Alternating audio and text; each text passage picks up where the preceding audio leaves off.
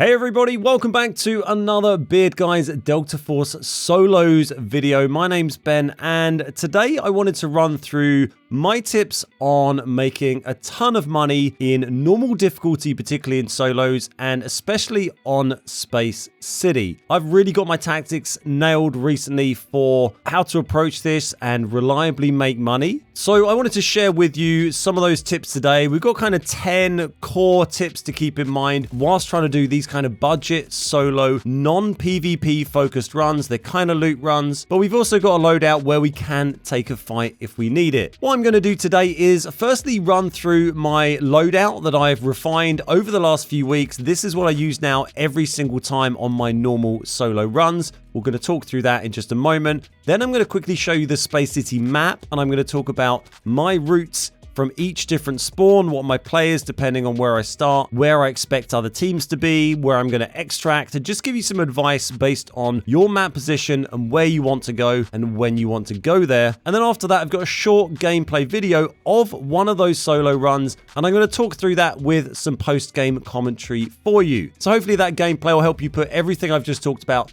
into some more context. I'll put a chapter listing down below so you can just skip to whichever part most interests you. But first, let's have a very quick look at some of the games I've had just this week running solos on Space City and on other maps, all in normal difficulty. So this session here started on stream, would have been here, this Zero Dam kit here. We did a couple of those, not so good. And then on to Space City, 600k win, a loss, 250k out, 1.3 out, 2.5 mil out, 700k out, 600k out, and so on. Goes on. There's some on Dam and Brakesh as well.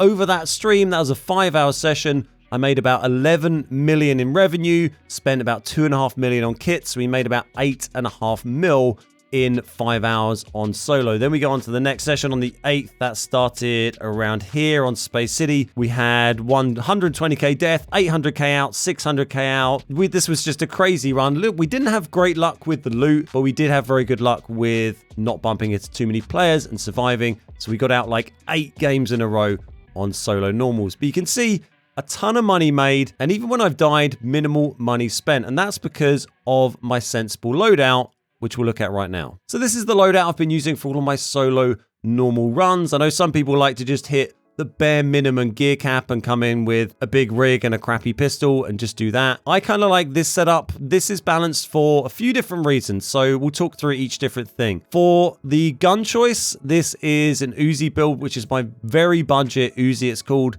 I'll just show you it in the gunsmith. It costs just under 50k. It has barely anything on it. It's literally the extended mag, the 416 light stock, and a hollow sight chucked on top. I think the Uzi's quite a decent all-round low-level gun. And on top of that, it's also quite economical because the ammo it uses is very common to find in-game. The blue ammo, which is what we're going to be using, you can get off shield bots, off all sorts of enemies, AI enemies, when you're playing in normal difficulty, so you can keep topping that ammo up for free as you play. We're using blue ammo. We're not going to worry about bringing in purple or gold. It's just extra risk to lose from what you might lose in your mag. Even if you're safe boxing ammo, just stick with blue. We're not pushing fights with this loadout. We're taking on fights when we're forced to. Maybe if we bump into a solo, we'll take that fight. We're not going to try 1v3 people. We're here to get loot and make money. If you're insane at PvP and want to run around and 1v3 everyone, then you're going to be rich anyway and you don't need this video. But for everyone else who's running solos and wants to just try and make some money, this should work pretty well for you. So that's our gun. That's 50k. Armor wise, we're running blue armor. We got the MC201 helmet. This helmet I really like because it gives you a 20% hearing buff. If we go down to green armor, then the max you can get is going to be a 10% hearing buff. So 20% hearing buff is really nice. That helmet's about 40k. And then the standard issue vest. It's the cheapest blue vest pretty much. Doesn't give you any real debuffs to your speed. Gives you a little bit of armor and it's very cheap. The reason we're bringing armor at all is both for the hearing buff for the helmet and so we don't get killed by bots. Occasionally,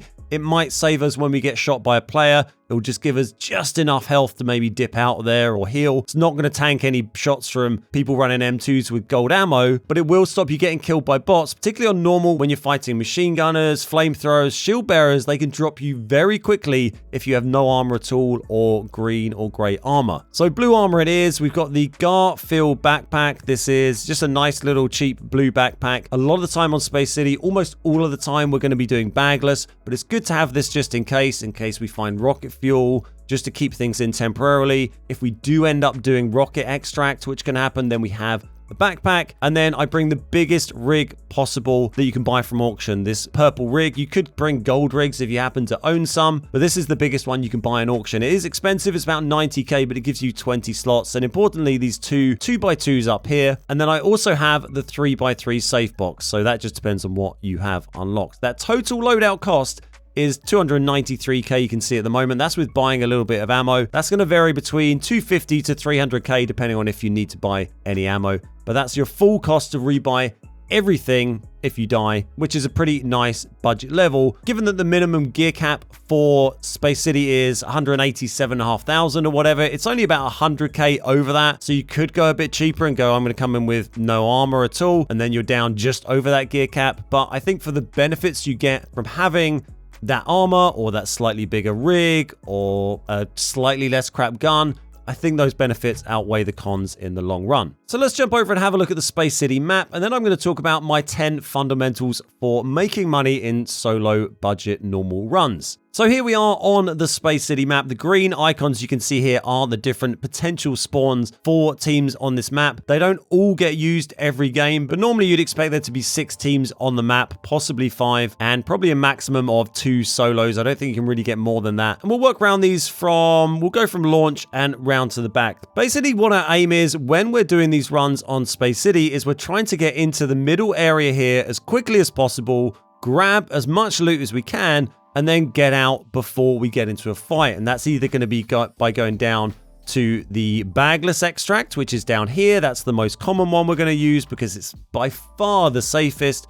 And then the other one we might sometimes use is going to be launch, which is triggered here on top of the bridge. And then you go down and you extract in this area. And it's actually not too bad to do solo. As long as a team doesn't push you, there's loads of bots that come and attack you, but you can hide behind the rocket and just wait it out and go. The other extract is, of course, the helicopter one. That's much, much riskier. You have to pull levers here and here, then extract here, which is very open. You can share it with other teams by dropping smoke and running at the last minute, but it is pretty dangerous. So that's basically our goal. Get into the middle, loot as quickly as possible, and get out again alive. In order to get into the middle quickly, there's 3 key cards you always want to have. The Eastern Suspension Bridge, which allows you to cross here, the West Gate, which allows you to go in here, and then the Employee Passage, which allows you to go in here and in here as well. Those are all absolutely key. You've got to have them. And so what my plays are from each spawn, if we start at launch is one that's okay. It's not amazing. From launch, we're going to go straight down across the bridge towards Black Chamber. If you have the Broken Bridge event, this will be caved in instead of looking like this. You can go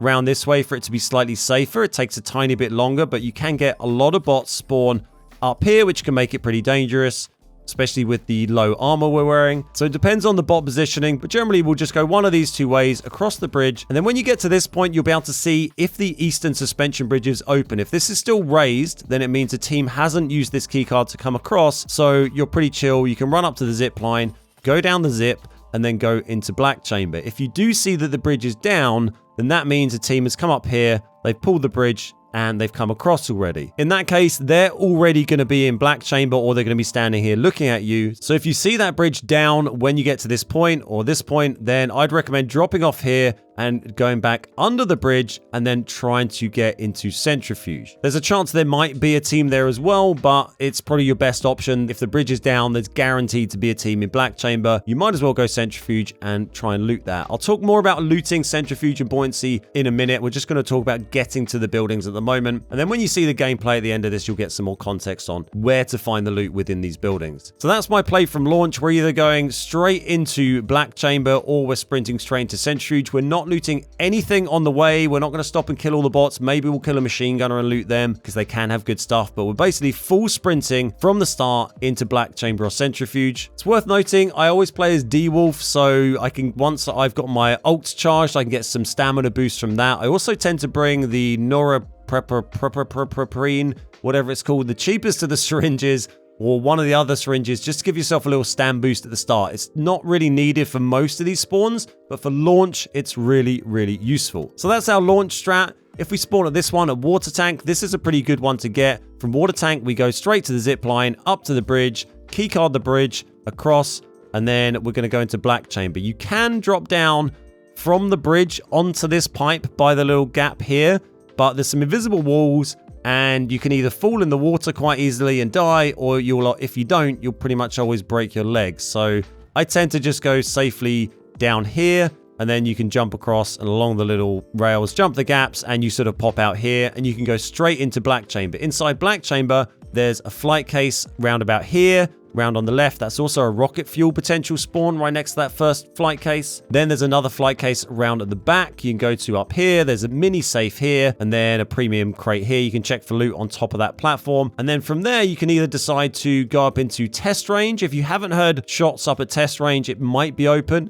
You can go through up into test range. There's another main safe with a rocket fuel spawn at the bottom, and there's another flight case up here as well. Once you've done that, you're probably done, and you're probably going to leave. The other option from there, if there's been action in test range, you can go upstairs in Black Chamber, upstairs all the way around to CEO office, get there early, loot CEO, and then dip out. If you hear players coming from this side, you can go back to where you came. If you hear players coming from behind you, you can carry on to Buoyancy and try and dip out through Buoyancy. The two spawns that we don't really want when we're soloing on Space City are Hoisting Room and this one up here, north of Printing Room. Both those are quite awkward because you can't rush the middle without risking running straight into a team. The quickest way in from here is going to be over this jump and through Employee Passage, but there could be a team here. Although you might come in behind them, they may also just come here and try and counter this area. Again, from this one, you try and come down. You might hit this team. You might hit this team. You can go up this way, but you might hit this team. So they're pretty risky. If I get these two, then I tend to play it a bit more slowly. I'll just see what I can find around here, see if a team turns up, then run away if I hear a team and try and wrap round. But these kind of kill your game a little bit and aren't the best ones to use. Employee Passage 2, this one's great. Use the keycard straight away, go through over the pipe. In here, you can go flight case here. Flight cases are really good for drip coffee and other rare items, programmable processors. Do that, go straight into test range. You got the main safe in here, you got the flight case in here, and then if you're quick, then you can sometimes get down into Black Chamber and do other flight case and the other flight case, and then you've done 4 flight cases and a big safe within about the first 2 minutes of the game starting. Then if you really feel like it, you can go up to CEO office and you can do another safe and stuff up there as well. Central command spawn, this one I'll tend to have a quick look in the doorway here. There's a rocket fuel spawn potentially there, and then either go back and speed run quickly across to here in Employee Passage. You've probably got about 30% chance of bumping into a team coming down this way or up this way, and they'll kill you, but it's a risk you just have to take. Or you can always just go straight up into command, do the safe quickly at the back here, and then zip line across, straight across the bridge and into Buoyancy. It makes you maybe slightly slower into Buoyancy. It's possibly a little bit safer, but if there's a team here without the keycard, they might come this way and you might bump into them. You might bump into this team pushing up here quickly. So again, it's kind of risky, but you do get the guaranteed safe and you get into Buoyancy quite quickly. So Dorm and Westgate, the two Dorm spawns, they're both going to get us running into Buoyancy. Basically from Dorm, you can do a flight case here. Then I tend to run straight round and Employee Passage here. Again, there's a chance you could run into the command team, which will kill you, or this team could run up and bump into you here. Generally, the teams at Dorm will move north and south to try and fight each other. Command tends to run up because they want to do the safe. So a lot of the time, you can actually get away with this, what looks like quite a crazy run. You can actually make that work. And from Employee Passage entrance, we go straight down and we go round here and into Buoyancy. And again, from Westgate, if we have this spawn, run straight up to Westgate, keycard that, and into Buoyancy. So this western side is a bit easier. There's lots of quick routes into the middle. From the east side, it's a bit more problematic, apart from Employee Passage 2 and Bridge and kind of Launch are quite simple. But these three are very, very easy. And once you're in, we're going to go into Buoyancy. You go down into the big hole. There's a flight case. You go down into the even bigger hole. There's a big safe. Come back up. There's a small safe in one of the tubes on your way up the first ladder. Go up the next short ladder back to the normal ground level, and you can run around and loot whatever you want in that area. Sometimes I just go straight down into Centrifuge now. Other times I'll go and check the two little rooms up the short flights of steps, the metal steps, because you can get the SATCOM spawn in those areas. But once I've checked those and maybe those med boxes, you're going to see this in the gameplay in a minute, by the way. I'm going to move down out of Buoyancy straight into Centrifuge. If I've heard gunshots in Centrifuge or the minigunner or flamethrower firing, so I know there's players in here, then I won't go down that way from buoyancy. I'll go straight upstairs and we'll go into CEO and loot CEO. But providing there's no team in centrifuge, we're going to go down into there. Then there's another flight case down the bottom. Then we go onto the gantry at the back where the lever is. We're going to check for SATCOM there, which can spawn on the desks or anywhere along that whole side area. And there's 2 weapon crates. We're going to do those. Then we go straight upstairs. There's another big safe in the middle over the top of the middle of the centrifuge. And then there's lots of little things you can loot up here. And we're going to strip that whole area and just be listening out for enemy teams. There's 2 different doors out of centrifuge, kind of at this sort of side at the top level. So we're just going to keep looting like crazy in centrifuge. As soon as we hear an enemy team, it sounds like they're getting close. What we're going to do is we're going to drop out of this door here or this one here. And we're going to go out, down this ramp, over into the flowers on the side here. You can do this bird's nest, which is around here as well. We're going to quickly sort out our inventory so we're ready for bagless. And then we're going to sprint all the way down here, down the back, under the bridge, over to bagless. And we're going to go out at bagless. So that's kind of the strats that I tend to use. We're basically getting in. We're going to do a couple of these spaces. And then I'd recommend trying to dip out. I'm going to talk about this at a bit more length whilst we watch the gameplay right now. Here we are with some example gameplay. This one we spawn at Central Command Building. We're going to move down into Buoyancy Lab and do some looting here. So I wanted to talk about my 10 things I think you should keep in mind when you're doing solo normal runs, particularly trying to make some money. Number 1 we covered at the start. That's our sensible budget loadout. We don't want to overspend. We keep that as cheap as possible whilst being usable, because that means that when we do die in game, we're minimizing our losses. We're going to die. We're running solo. Even if you've got great gear and you're absolutely cracked, you're still going to die a lot if you fight teams. 1v3 in this game is incredibly hard, so you have to balance those losses. Number 2 is good amount of rig and bag space. We talked about this at the start again with the big rig that we're bringing in. Because we're going to be focused on hitting bagless extract mostly, we want the biggest rig we can bring. That's going to maximize the possible loot we can get out. You can see here, we've done the Central Command Building. We hit that big safe, then went straight across towards buoyancy. We got shot by an enemy sniper there, AI sniper, which broke our arm as well, which is kind of annoying. It's one of the risks of going this way rather than through the passage at the side that we talked about a moment ago. The other risk of coming this way is if the boss is there. If the boss has spawned in and you come across that bridge, her tanks and her sniper can just drop you pretty much instantly. So that is a bit of a risk from coming in this way. Might be more sensible to go the other way if you want to avoid that, but you will miss out on that large safe. So when I'm doing this on other maps that I'm not going to do bagless on, so Zero Dam or Lyali, then I'll tend to bring a smaller rig. I'll bring the cheapest purple rig and a bigger bag instead, because I know that I'll probably be extracting with a bag. But for Space City and Brakesh, I always tend to run this setup with the 20 slot purple rig and then the cheap blue bag that we talked about. Number 3 is operator choice. I think D-Wolf is the best shout for these, to be honest. If you like to run slower paced solos, then people tend to run Hatclaw because you can sneak around and check for enemies and flash and all this stuff. You can sneak quietly.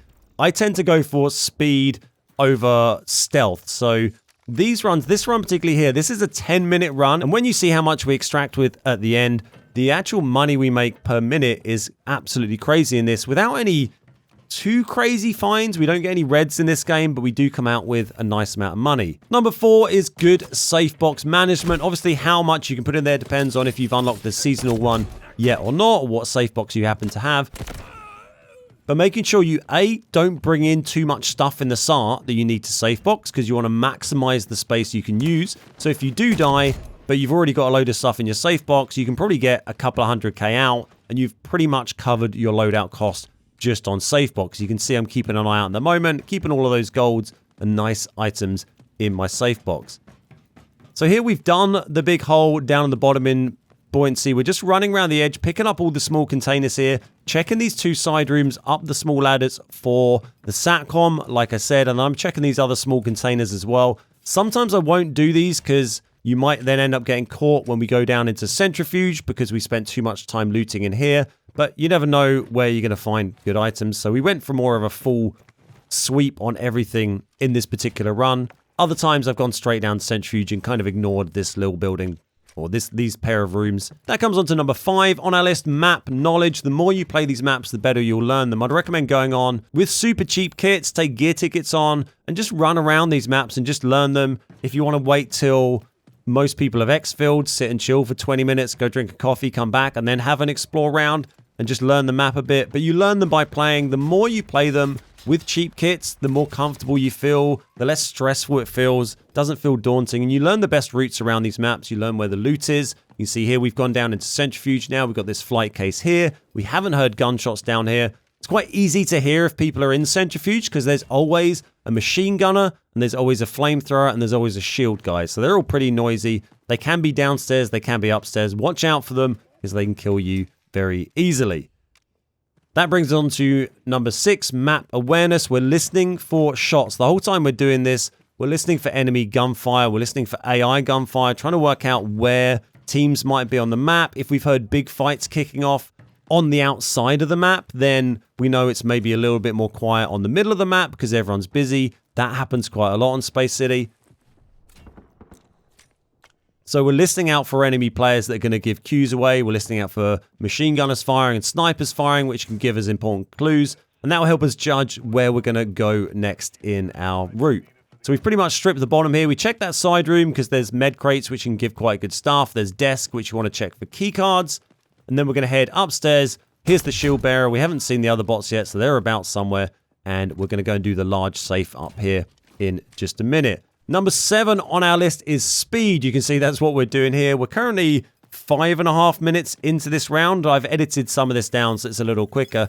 5.5 minutes in, we've already looted the whole of Buoyancy. We did a safe in Central Command, and we've nearly finished looting the whole of Centrifuge in under 6 minutes here. We're up to 750k now. We haven't done any key cards at all. We didn't even use a Route 1, didn't use Westgate. Here's the flamethrower. Watch out for them. They can kill you really quickly when you're solo. They can be pretty nasty. Number 8 on the list is open everything, but you do have to kind of caveat that, balance that with how quickly you want to move through the map. The best way of finding rare items and golds and red in this game is just open everything. I found more reds from random crappy containers than I have from safes in this game. If you open everything, you'll eventually find good stuff. But obviously, if you open too many things, then you might end up getting killed more often by bumping into players. So you can see here this smoke. This is one of the reasons why I like running D-Wolf for this. You can drop smokes to stop bots like that. We can smoke bots, run in, stab them nicely. Stops the bots firing to give away audio cues. Stops them shooting and killing me. And it's just very, very effective for that. I don't rarely ever have to use my gun to shoot any bots. He's also great for his ultimate. I can drop that when I want to get out in a hurry. You also, when you kill bots, when you're using your ultimate, you get some health back, which is really useful for healing. It also works as a painkiller. If you've broken a leg, you can still sprint. So it's incredibly useful for getting out, and smokes are always super handy. See here, we're just stripping the last few small items from Centrifuge. We're nearly up to a mil already.